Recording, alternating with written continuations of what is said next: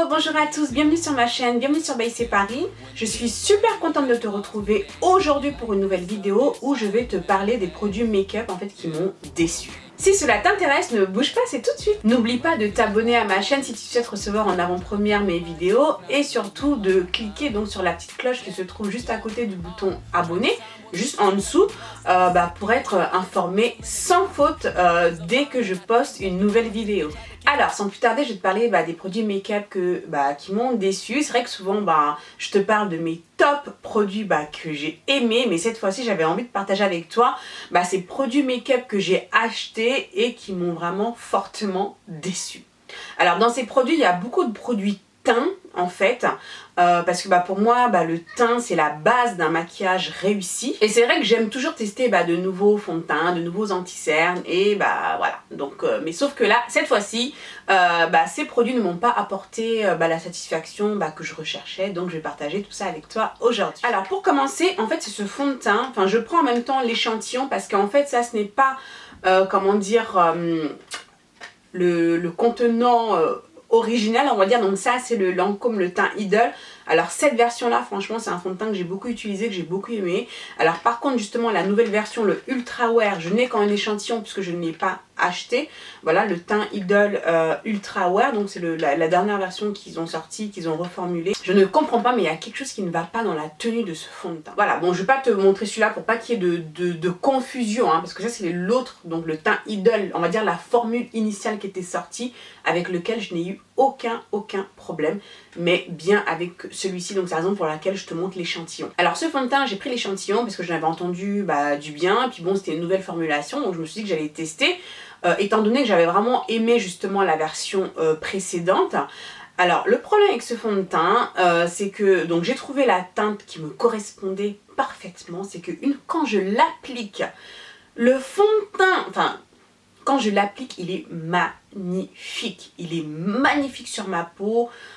Il correspond alors exactement à la couleur que j'ai pris. Donc c'est la 13.3. Donc la Santal, donc la 13.3 correspond parfaitement, mais quand je te dis parfaitement à ma teinte, ça se fond, mais alors nickel.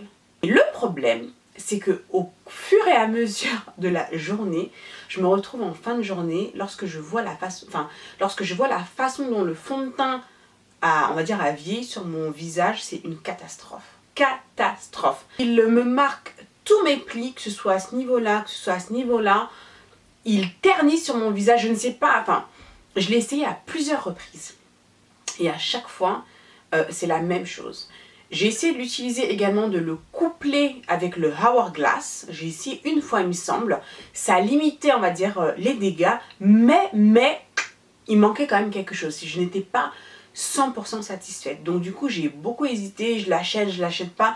Parce qu'en même temps quand je le mets vraiment il est impeccable. La couleur impeccable. Le rendu impeccable. Mais c'est la façon dont il évolue sur le visage qui ne me plaît pas du tout en fin de journée. Donc voilà, donc pour l'instant je n'ai pas acheté son de teint, je ne sais pas si je vais l'acheter. Voilà, là je suis vraiment entre deux parce que bon je voulais quand même encore le réessayer avec le Hourglass pour voir. Voilà, donc très mitigée avec ce fond de teint, très déçue quand même parce que bon, lorsque je l'ai appliqué la première fois j'étais vraiment super contente lorsque j'ai vu le résultat, mais ensuite en fin de journée c'est une catastrophe. Je passe de flawless à 0 en fin de journée. Alors en fin de journée avec ce fond de teint je ne ressemble plus à rien, donc là je me dis non, ça va pas du tout. Ensuite, autre produit teint qui m'a déçu, donc c'est celui-ci, donc c'est le Clinique, le Beyond Perfecting. Alors pour ce fond de teint, ce qui m'a déçu en fait, je ne peux pas vraiment parler en termes on va dire de performance de fond de teint, de tenue, de couvrance ou quoi que ce soit, mais surtout en termes de couleur et de choix de couleur. Alors ce fond de teint je l'ai pris parce qu'encore une fois voilà, je me suis fait avoir par YouTube, j'en ai beaucoup entendu parler, je me suis dit tiens voilà pourquoi pas l'essayer. J'ai pris, donc déjà j'ai dû acheter 2 teintes pour essayer d'avoir voilà, de mélanger, de voir pour pouvoir trouver ma teinte. Alors donc là j'ai la teinte Clove qui est la plus foncée et la teinte Golden. Alors pourquoi j'ai pris ces deux teintes? Parce que bon, cette teinte la plus foncée a plutôt des sous-teintes rouges et cette teinte qui est en dessous, donc la Golden, a plutôt des sous-teintes jaunes. Et moi j'ai plutôt un sous-ton jaune en fait, donc je me suis dit peut-être qu'en mélangeant les deux, ça va donner peut-être quelque chose de pas mal. Sauf que un matin, lorsque j'ai mélangé ces deux fonds de teint, que j'ai mis ça sur mon visage, ça a été la pure catastrophe. J'ai dû tout enlever, j'avais le visage, je ressemblais à rien du tout. Les teintes c'était pas ça du tout, c'était beaucoup trop clair au final, même cette teinte là, enfin bref, ça allait pas du tout. Donc voilà, j'étais très déçue parce que bon, le fond de teint, la texture m'avait l'air pas mal, la couvrance m'avait l'air pas mal du tout, mais en termes de couleur, il n'y avait rien à faire, même en ayant ces deux teintes là, en tout cas en tant que fond de teint, ça ne le faisait pas du tout, donc grosse déception quand même. J'ai quand même essayé de recycler ces fonds de teint en les utilisant en tant qu'anti-cerne. Surtout, c'est aussi voilà, ce qui m'avait fait... Enfin, la curiosité de ce fond de teint, c'est l'applicateur, voilà, qui se trouve... Voilà, qui est comme ça, qui ressemble beaucoup justement à un embout d'anti-cerne. Donc ça m'avait plu par rapport à l'applicateur. Donc je l'ai utilisé en tant qu'anti-cerne une fois dans un de mes tutos Snap. Et voilà, ça allait. Donc j'ai été satisfaite parce que là en tant qu'anti-cerne, pour faire de l'highlight, ça me correspondait. Et j'avais mélangé ces deux teintes là parce que bon, cette teinte me paraissait un petit peu trop claire pour l'utiliser seule. Et bon voilà, ça passait. Donc voilà, donc du coup je me suis dit que ces fonds de teint là, j'allais les utiliser en tant qu'anti-cerne. Sauf que depuis que je les ai achetés, à part cette fois là où je les ai utilisés en tant qu'anti-cerne, je ne les ai plus réutilisés. Puisque bon, j'ai mes anti-cernes favoris que j'ai en ce moment, que j'utilise beaucoup. Et donc du coup, je ne pense même pas à attraper ces fonds de teint là pour les utiliser en tant qu'anti-cerne. Donc pour l'instant ils sont là dans mon placard, je les utilise pas. Voilà, donc grosse déception parce que bon au final j'aurais pu m'en passer quoi. Donc voilà, voilà, donc peut-être que quand j'aurai plus d'anti-cerne, peut-être que je les prendrai, je ne sais pas, mais bon, voilà, pour moi ça a été un petit peu un gâchis, une perte d'argent en tout cas d'acheter ces fonds de teint là, bon, qui je pense sont certainement très bien, mais en termes de teinte, je pense que Clinique devrait faire un effort, proposer quand même plus de couleurs dans ce fond de teint là, qui franchement me paraît quand même très intéressant, mais pour moi aucune possibilité de les utiliser en tant que tel, parce que les deux couleurs que j'ai choisies ne correspondent pas du tout à ma carnation.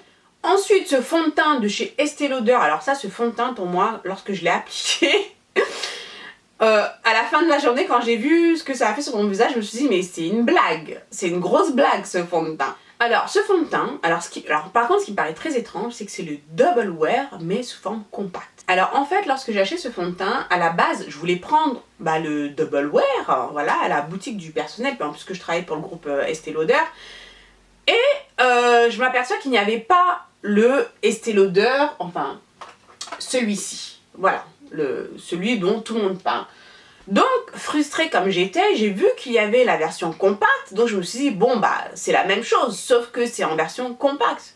Donc j'ai acheté cette version là, voilà, donc ça c'est la couleur Deep Umber que j'ai prise.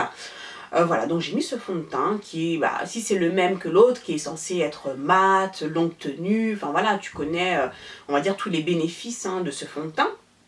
Donc j'ai mis ce fond de teint, l'application ça me paraissait très bien et tout, mais alors en fin de journée, je ne sais pas si tu me suis sur Snapchat ou pas, je te mettrai justement mon Snapchat juste là si cela te dit de me suivre sur Snapchat. Et là je t'ai snappé ça en fin de journée et je brillais de mille feux. Alors là je n'ai rien compris. Je n'ai rien compris de ce fond de teint là, je me suis dit mais attends, c'est le Double Wear, Stay in place, longue tenue, et je ne comprends pas, même si c'est la version compacte, pourquoi je brille autant, Et lorsque j'avais parlé justement à une des vendeuses qui était dans cette boutique là, elle me disait apparemment c'est pas exactement la même formulation. Bon, elle n'avait pas l'air très sûre non plus, bon, raison pour laquelle je l'ai également pris. Alors du coup là je me suis dit c'est clair, maintenant que j'ai l'autre fond de teint, ce n'est clairement pas la même formulation, mais je ne comprends pas. Pourquoi c'est le même, le Double Wear, la même chose, il n'est pas précisé ou autre que c'est quelque chose de différent. La différence, c'est qu'il soit sur version compacte, mais à l'application, ça n'a strictement rien à voir. Grosse déception, je l'ai mis une fois, je ne le mettrai pas deux fois, je pense que je pourrais même le foutre à la poubelle, ou alors juste le garder parce que oui, il y a un miroir à l'intérieur, ouais, peut-être que ça pourra me servir en tant que miroir de poche, mais à part ça, je ne vois pas à quoi ça va me servir puisque j'ai brillé de mille feux ce jour-là, je ne ressemblais à rien du tout, donc pour moi, ce fond de teint, poubelle. Cette fois-ci, autre produit que j'ai acheté mais qui franchement, voilà quoi, m'a pas, on va dire, ébloui plus que ça. Donc c'est cet anti-cerne qui pourtant en plus est onéreux, puisque c'est le Dior Skin Star donc de chez Dior. Cet anti-cerne, pourquoi je l'ai acheté? Parce que j'ai vu Daisy Perkins l'utiliser, et voilà, et ouais, encore une fois, YouTube, c'est une youtubeuse que j'adore. Voilà, je me dis, bah si Daisy Perkins l'utilise, c'est que le fond de teint, enfin, le fond de teint, c'est que l'anti-cerne, il doit claquer quand même, voilà. Bah franchement, c'est quoi, l'anti-cerne, il m'a fait ni chaud ni froid. Bon, je l'ai utilisé quand même quelques fois, parce que bon, voilà, quoi, c'est quand même, voilà, ça m'a coûté quand même un petit peu d'argent. Il fait le job, mais sans plus, pour moi, il n'a pas une plus-value, on va dire, autre que, je sais pas, qu'un anti-cerne que de chez NYX par exemple, que j'aime énormément, que je préfère même à celui-ci en termes de couvrance, parce que celui-ci je trouve pas spécialement couvrant, mais voilà, il m'a pas apporté plus de bénéfices que ça. Une fois j'ai discuté justement avec une amie à moi qui travaille chez Dior et elle m'avait expliqué que justement que cet anti-cerne là, pour avoir plus de couvrance, il faut l'utiliser, enfin il faut l'appliquer une première fois, le laisser sécher un petit peu et ensuite revenir, enfin voilà. Mais maintenant je me dis quand même, pour un anti-cerne de chez Dior, voilà, je vais pas forcément passer par ces deux étapes là pour avoir la couvrance que je recherche. Voilà, donc pour moi ça a été une déception, même si bon je pense que je vais l'utiliser parce que bon, voilà, il est là, voilà. Mais voilà, c'est un achat que je regrette. Ensuite, autre déception, c'est cet anti-cerne, donc le Fit Me de chez Maybelline en anti-cerne. Alors ça, c'est un anti-cerne déjà qui est difficile à trouver dans des teintes foncées. Donc ça, c'est la teinte, alors j'ai pris la teinte foncée, c'est la teinte la plus foncée, c'est la teinte 30. C'est un anti-cerne dont j'ai beaucoup entendu parler également sur les réseaux sociaux, sur YouTube, etc. J'avais vraiment envie de le tester pour voir ce que ça donne, puisque j'adore le fond de teint Fit Me, donc je me suis dit que l'anti-cerne ce serait pas mal du tout. J'ai utilisé une fois. Alors déjà un truc qui m'a paru bizarre dans cet anti-cerne, c'est que, enfin je sais pas, il est légèrement pailleté. Enfin je sais pas si c'est moi qui... Mais c'est l'impression que j'ai eu qu'il était légèrement satiné. Et moi, pour les anti-cernes, franchement, non, pour moi l'anti-cerne, il doit être mat. Il doit être complètement mat. Et encore, c'est même pas ce truc-là qui m'a le plus choqué. Donc j'ai appliqué cet anti-cerne et j'ai pas du tout aimé la tenue en fait. Je trouvais que j'en avais vraiment énormément sous les plis, en tout cas plus que la normale, enfin lorsque j'utilise mes anti-cernes classiques. Celui-ci, j'ai trouvé qu'il l'a fait vraiment plus que d'habitude et du coup, j'ai utilisé qu'une seule fois. Ça m'a même plus motivée à le réessayer parce que bon, parfois, on sait jamais. Comme on dit, il faut laisser la chance au produit. Sauf que là, celui-ci, j'ai même pas eu envie de lui redonner sa chance parce que franchement, quand je mets un produit teint sur mon visage et que cela me déçoit énormément, j'ai du mal à le réutiliser une seconde fois. Voilà, quand c'est des produits vraiment où j'avais vraiment une grosse promesse ou qui m'a... Enfin, où j'ai vraiment beaucoup entendu parler, je me dis non, c'est pas possible, il faut que je réessaye pour voir.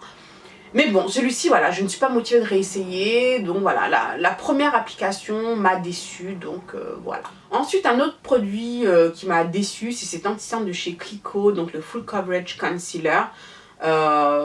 Franchement, en tant que concealer, j'ai pas du tout aimé. J'ai trouvé la texture en fait trop épaisse. Je trouvais que ça filait énormément sous les plis également. Donc du coup, la façon dont je l'ai utilisé, c'est en tant que base de fard à paupières. Ça faisait le job, voilà. Mais voilà, donc ça c'est un achat également que j'ai regretté. Hein. Donc ça, voilà, il me paraissait bien parce qu'il me paraissait bien couvrant justement. Mais je trouvais que ça bougeait énormément, même en le fixant. La texture, voilà, j'ai pas du tout accroché. Donc voilà, cet anti-cerne de chez Kiko. Et pour finir justement les produits make-up voilà, que j'ai pas du tout aimé, voilà, c'est cette palette en fait de contouring de chez NYX. Quand j'ai vu ça, en fait ça m'a tout de suite tapé à l'œil. Pourquoi? Parce que justement la couleur crème comme ça de contouring, même si je ne suis pas une grande fan de contour crème, j'ai eu cette curiosité. Pourquoi? À cause de la couleur, forcément. Parce que c'est très rare quand même de trouver... bon, certainement Anastasia Beverly Hills le fait dans sa contour palette, mais une teinte aussi foncée quand même pour faire du contouring sur une peau foncée pour que ça puisse quand même bien se voir. Mais alors, franchement, quand je l'ai utilisé, j'étais super déçue. Déjà, la texture, je sais pas comment expliquer. Je trouve que, tu vois, regarde comment ça accroche. Tu vois, ça fait des sortes de grumeaux en fait sur sur la peau. Je sais pas si tu vois bien, tu vois, ça fait des sortes de grumeaux. Voilà, je trouve qu'à estomper c'était pas du tout simple, donc ça fait ces sortes de grumeaux, regarde, tu vois. Sur la peau, c'est pas très pratique, j'ai pas du tout aimé l'application. Alors le côté là, highlight aussi, beaucoup trop épais pour le dessous d'œil, j'ai pas du tout accroché. Le highlight qu'au milieu, enfin tu vois, c'est vachement sec en fait, merde, c'est pas grave. Tu vois, comment dire, c'est très rêche à l'application. Donc voilà, j'ai pas du tout aimé cette palette. Honnêtement, je me demande si je vais pas la jeter puisque je sais que je ne vais pas l'utiliser. Donc voilà, encore de l'argent jeté par les fenêtres. Mais bon, c'est pas grave, voilà, on aime le make-up, on achète, on teste, ça marche pas, voilà. En tout cas, en ce qui concerne celui-ci, ça n'a pas fonctionné pour moi du tout. Alors je ne sais pas si toi tu as cette palette et que ça a fonctionné pour toi, bah écoute, je ne sais pas, laisse-moi tes commentaires juste en dessous, ça m'intéresserait de savoir. Voilà, dis-moi comment tu l'utilises, mais en tout cas, moi, c'est un... Voilà, j'ai pas du tout accroché avec cette palette. Donc voilà, cette vidéo est maintenant terminée. Donc je t'ai présenté les produits make-up que j'avais achetés ces derniers mois, ces dernières semaines, avec lesquels je n'ai pas du tout accroché. J'avais aussi envie de partager ça avec toi. Peut-être cela dit que cela fonctionnera pour toi, mais en tout cas pour moi ça n'a pas fonctionné. S'il y a des produits que tu as utilisés ici et que voilà, tu en es satisfaite ou pas, laisse-moi tes commentaires juste en dessous, cela m'intéresse vraiment d'avoir un retour de ta part, donc vas-y, laisse-moi tes commentaires. Si tu débutes en make-up et que tu ne sais pas par où commencer, que tu es complètement paumé, j'ai concocté un petit guide gratuit pour toi, tu peux le cliquer juste au-dessus ici ou alors en dessous en barre de description, tu peux le télécharger, c'est totalement gratuit. Tu as juste simplement à rentrer ton prénom et ton adresse email et moi je t'envoie ça direct dans ta boîte email, donc ça va te donner les étapes claires. Voilà, donc c'est un guide qui s'appelle Révèle ta beauté grâce au make-up, qui va vraiment te donner des bases simples si tu débutes en make-up en tout cas, pour avoir un petit peu plus confiance et pouvoir tranquillement commencer petit à petit à te maquiller. Et si tu as besoin que je te prenne vraiment par la main, sache que je fais du coaching make-up personnalisé, donc tu pourras justement avoir une séance avec moi à distance. Voilà, oui, maintenant on utilise les nouvelles technologies, donc soit sur Skype ou sur Messenger, donc tu peux booker ta séance. Je te mettrai le lien également juste au-dessus ici, ou alors tu retrouveras le lien en barre de description où tu pourras booker ta séance avec moi et ensemble je vais pouvoir t'aider à passer à un autre niveau dans ton maquillage. Voilà, je te remercie encore d'avoir regardé cette vidéo. Moi je te fais plein de gros bisous comme d'habitude et je te dis à très vite pour la prochaine vidéo. Ciao ciao. Yeah. But it feels like we've been stuck in time, trying to find myself, not lose my mind. Check.